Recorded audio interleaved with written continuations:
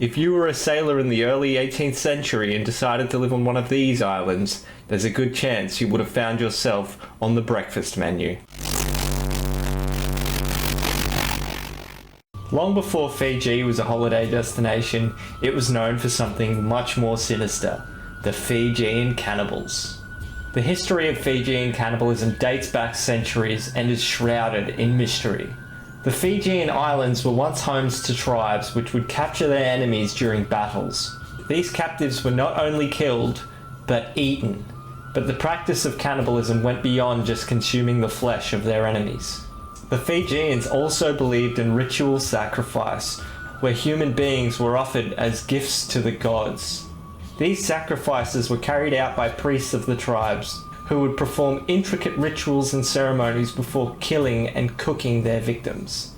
A cannibal fork, also known as a yakawa or a devui, was used to consume human flesh. The fork had 2 or more prongs and was made of wood or bone, with prongs sometimes tipped with sharpened human bone. It was used to hold the meat in place while being sliced or eaten.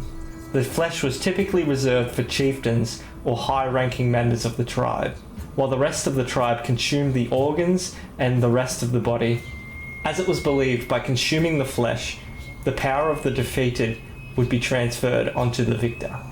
One of the most infamous Fijian cannibals was known as Ratu Udre Udre, who lived in the 19th century. He was known for incredible feats in battle, but also his unusual and gruesome habit of eating the flesh of his enemies. According to legend, Ratu Udre Udre was born in a village of Raki Raki, on the island of Viti Levu. As a young man, he quickly rose to prominence in his tribe by being a formidable warrior. He was known for his bravery, cunning, and strength, and he soon became one of the most respected and highly regarded chiefs in Fiji at the time. However, Ratu Udre Udre was known for his taste for human flesh. He believed by eating the flesh of his enemies he would gain their courage and strength, and so he made it a regular practice to eat his enemies after battle. Over the course of his life, Ratu Udre Udre was said to have consumed over 800 people, making him one of the most prolific cannibals in history. He kept tally of his victims by stacking stones in a large pit in his village. The pit is known as Udre Udre's oven, and still exists today, and is a chilling reminder of Fiji's dark past. Despite his gruesome habit, Ratu Udre Udre was still revered by his people as a great warrior and leader. He died in 1848 at the age of 55. His legacy as a fearsome cannibal chief has endured to this day.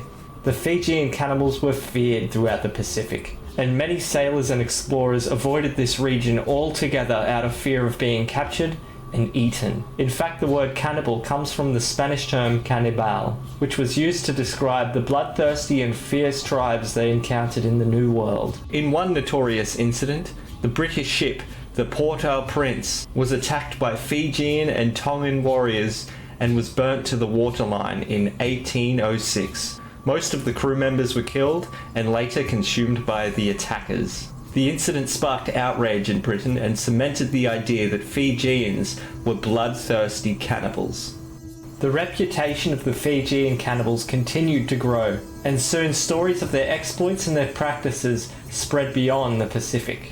These tales were often sensationalized and exaggerated, contributing to the idea that the Fijians were barbaric, uncivilized people.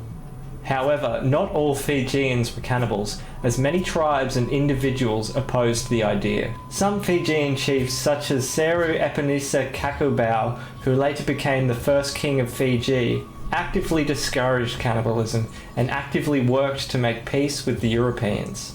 Others, such as the Methodist missionary Thomas Baker, who was killed and consumed by Fijian warriors in 1867, fell victim to the violent and unpredictable nature of intertribal relations. The practice of cannibalism in Fiji began to decline in the late 19th century, as European influence and control over the islands increased.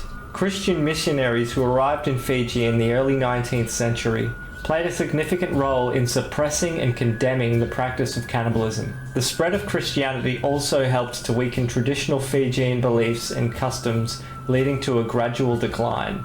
Today, the Fijian cannibals are nothing more than a gruesome footnote in the country's history. The Fijian people have left the practice of cannibalism behind them, and are known for their warm hospitality, rich culture, and peaceful way of life. However, the legacy of cannibalism still lives on in the form of cultural artifacts and traditions, serving as a reminder of the darker aspects of their history. Perhaps you've been to Fiji and seen some of these artifacts with your own eyes. Let us know all about it in the comment section below, and don't forget to hit that subscribe button and the bell icon for notifications for future episodes. Thanks for watching Haunted Histories.